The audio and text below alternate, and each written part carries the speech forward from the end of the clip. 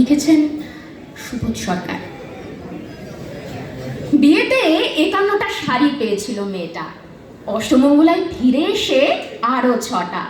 এত শাড়ি একসঙ্গে সে জীবনে দেখেনি। আলমারির প্রথম থাকে সে রাখলো সব নীল শাড়িদের। হালকা নীল একটাকে জড়িয়ে ধরে সে বলল, তুই আমার আকাশ। দ্বিতীয় থাকে রাখলো সব গোলাপিদের। হালকা গোলাপি একটাকে জড়িয়ে সে বলল, তোর নাম অভিমান। তৃতীয় থাকে ৩টে ময়ূর, যেন ৩ দিক থেকে ছুটে আসা সুখ। তেজপাতা রং যে শাড়িটার, তার নাম দিল বিষাদ। সারা বছর সে শুধু শাড়ি উপহার পেল। এত শাড়ি সে কি করে এক জীবনে পরবে? কিন্তু বছর যেতে না যেতেই ঘটে গেল সেই ঘটনাটা। একদিন সন্ধ্যের মুখে মেয়েটি বেরিয়েছিল স্বামীর সঙ্গে চাইনিজ খেতে।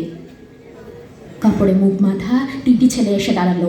স্বামীর তলপেটে ঢুকে গেল ১২ ইঞ্চি, ওপর থেকে নিচে, নিচে নেমে ডান দিকে পড়ে রইল খাবার। চিলি ফিশ থেকে তখনও ধোঁয়া উঠছে। এর নাম রাজনীতি বলেছিল পাড়ার লোকেরা। বিয়েতে ৫১টা শাড়ি পেয়েছিল মেয়েটা, অষ্টমঙ্গলায় ফিরে এসে আরো ৬টা। একদিন দুপুরে শাশুড়ি ঘুমিয়ে সমস্ত শাড়ি বের করে ৬তলার বারান্দা থেকে উড়িয়ে দিল নিচের পৃথিবীতে। শাশুড়ি পরিয়ে দিয়েছেন তাকে সাদা থান। ১৯ বছরের একটা মেয়ে, সে একা। কিন্তু সেই থানও এক ঝটকায় খুলে নিল ৩ জন। পাড়ার মোড়ে একটি সদ্য নগ্ন বিধবা মেয়ে দৌড়চ্ছে আর চিৎকার করছে, বাঁচাও। পেছনে ৩ জন। সে কি উল্লাস! নির্বাক পাড়ার লোকেরা।